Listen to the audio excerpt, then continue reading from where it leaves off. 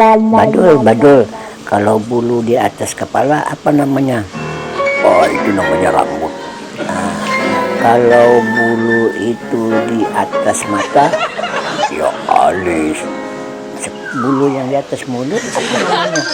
Ya itu namanya kumis. Bulu yang di atas leher. Itu namanya janggut. Nah, kalau bulu di atas perut, Itu namanya bulu dada. itu kau selalu bertanya bulu di atas kepala namanya rambut. Kau tidak pernah menanyakan bulu yang di bawah. Kalau bulu yang di bawah itu bukan disebut-sebut, tapi dirasakan, Badul.